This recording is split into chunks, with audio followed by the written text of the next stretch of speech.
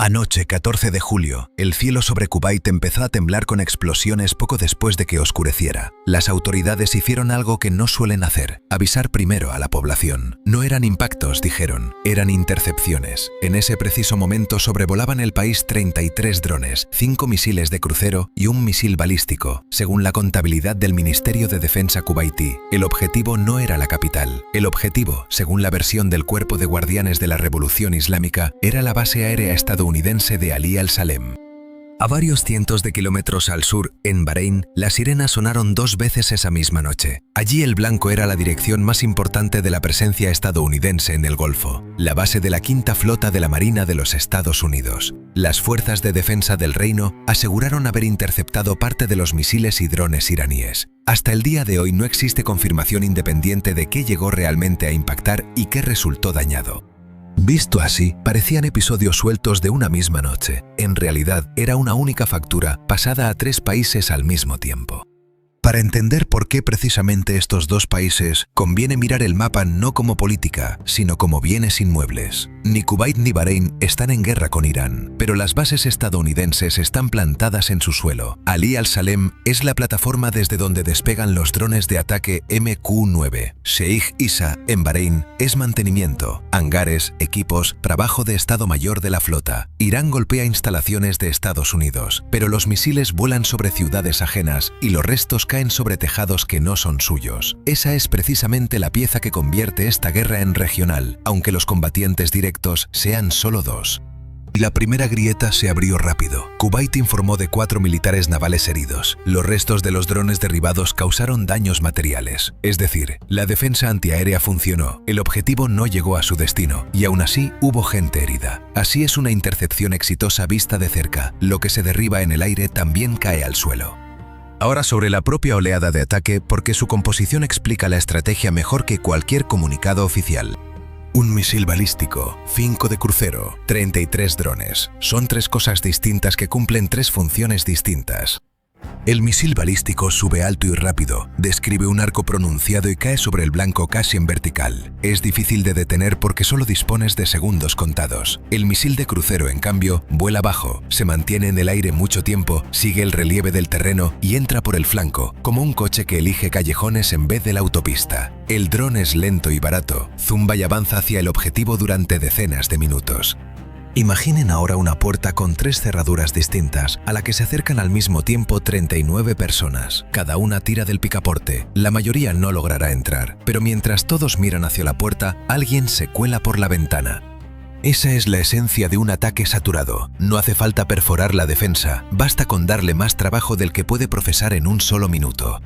Y aquí llega el primer giro. Los 33 drones no eran el golpe principal, eran la factura que se le pasaba a la defensa. Cada dron cuesta poco y vuela despacio. Cada interceptor que se lanza contra él cuesta varias veces más y una vez usado, desaparece. El misil en el lanzador no es infinito. Hay que transportarlo, recargarlo, decidir en qué gastar el siguiente. El dron derribado cumplió exactamente la misión para la que fue enviado. Obligó al sistema a gastar en él una respuesta cara y a ocupar ese minuto exacto en el que otra cosa se acercaba al verdadero objetivo.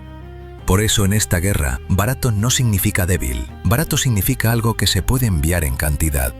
Pero tampoco esta es la capa más profunda. Un día antes, el Cuerpo de Guardianes había declarado que ya había golpeado una base en Kuwait donde se almacenaban municiones para los sistemas de defensa antiaérea. Es decir, los ataques contra la defensa antiaérea y los ataques contra el territorio no fueron paralelos, sino sucesivos. Primero se destruye el depósito de interceptores. Después, la noche siguiente, se lanzan 39 objetivos contra ese mismo país. Es parecido a algo cotidiano. Alguien apaga primero la luz del portal y solo después sube por las escaleras. Según el comunicado del Cuerpo de Guardianes, la tercera oleada de la operación bautizada NARS-2 destruyó en la base de Sheikh Issa en Bahrein depósitos de armamento, alcanzó un hangar, equipos y un centro de control de drones. La parte iraní también aseguró haber dañado la plataforma de despliegue de los MQ-9 en la base de Ali al-Salem, en Kuwait, y haber destruido allí varios drones estadounidenses. Además, los militares iraníes afirmaron haber golpeado la base aérea del Príncipe Hassan, en Jordania. Ninguna de estas cifras fue confirmada ni por Estados Unidos, ni por Kuwait, ni por Bahrein, ni por Jordania. Y aquí la historia da un segundo giro, esta vez en contra del propio Irán. Jordania declaró que sus fuerzas interceptaron y destruyeron 4 misiles que habían entrado en su espacio aéreo, sin víctimas ni daños, según una fuente militar citada por la agencia Petra. Jordania no está en guerra con Irán. Jordania simplemente está en la trayectoria. Esa noche derribó misiles ajenos sobre su propio territorio y no obtuvo nada a cambio, salvo el riesgo.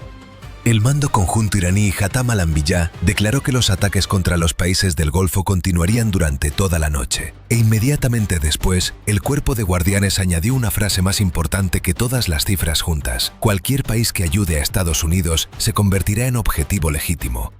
Esto ya no habla de bases militares, es una invitación a la guerra, enviada directamente a la dirección de los vecinos. El segundo destinatario de esa noche estaba aún más lejos del frente y ni siquiera era militar. La Agencia Europea de Seguridad Aérea recomendó a las aerolíneas evitar el espacio aéreo de Bahrein, Kuwait, Qatar, los Emiratos Árabes Unidos y parte del Golfo de Omán. Una sola recomendación y decenas de rutas se reescriben de golpe. Un avión no pregunta de quién son los misiles, simplemente deja de volar por allí. Y bajo ese mismo cielo se extiende un mar. Teherán llevaba ya una semana repitiendo lo mismo. El estrecho de Hormuz permanecerá cerrado mientras Estados Unidos no ponga fin a su injerencia. Por ese estrecho pasa el petróleo. El día anterior, misiles de crucero iraníes habían alcanzado 2 petroleros emiratíes en el estrecho. Murió un marinero indio. Otros 8 miembros de la tripulación resultaron heridos. Y aquí es donde toda esta aritmética deja de ser militar. Ese marinero indio, a bordo de un petrolero emiratí, no tenía relación alguna ni con las bases, ni con el cuerpo de guardianes, ni con el mando central estadounidense. Simplemente trabajaba en un buque que navegaba por donde siempre habían navegado los buques. Los ataques iraníes del 14 de julio fueron presentados como una respuesta. Así los llamó el propio cuerpo de guardianes. Una respuesta a las acciones agresivas del ejército estadounidense que ese mismo día había golpeado instalaciones militares costeras. Era el tercer día consecutivo de ataques estadounidenses contra Irán. Según el mando central de Estados Unidos, los objetivos estuvieron en Bushehr, Chabahar, Yazd, Konarak, la isla de Abu Musa y Bandar Abbas, es decir, a lo largo de toda la costa de la que depende el control del estrecho. Cada bando llama respuesta a su propio golpe, y en cierto modo ambos tienen razón. Por eso mismo, esto no se detiene. El siguiente paso lo dio Washington, que anunció el restablecimiento del bloqueo naval a los puertos iraníes. El viceministro de Exteriores iraní, Qasem Garibabadi, declaró que el acuerdo conocido como el Memorando de Islamabad había dejado de tener validez. El documento que todavía imponía ciertos límites desapareció en una sola noche. A partir de ahí, ya no hay límites. En Teherán, mientras tanto, empezaron a anunciarse cortes de electricidad programados por zonas. Ahora júntenlo todo. Una sola noche, 39 objetivos aéreos sobre Kuwait, 2 alarmas seguidas en Bahrein, 4 misiles sobre Jordania, un comunicado sobre un ataque a la base de la Quinta Flota, otro sobre depósitos destruidos, ninguna confirmación independiente, un estrecho cerrado, un memorando muerto, un bloqueo restablecido y una recomendación aérea para evitar el cielo de 5 países. Ninguno de estos hechos por separado es un punto de quiebre. Juntos significan algo muy simple. La guerra dejó de caber entre 2 banderas. Y ahora, sobre quienes vivieron esa noche sin mapas ni comunicados. Los 4 marineros cubaitíes heridos en su propia base, en su propio país, no participaban en ninguna operación. Los vecinos de Kuwait, a quienes se les pidió no salir de casa y se les explicó que aquellas explosiones sobre sus cabezas eran intercepciones, se acostaron esa noche con un sonido que no se confunde con ningún otro. En Bahrein, las sirenas se apagaron y volvieron a sonar 2 veces en pocas horas, y entre una y otra hubo ese instante en el que no sabes si ya terminó todo o si es solo una pausa. Quizá alguno de ustedes recuerde una noche parecida, esperando una noticia sin saber si el silencio significaba que ya había pasado el peligro o que solo faltaba lo peor.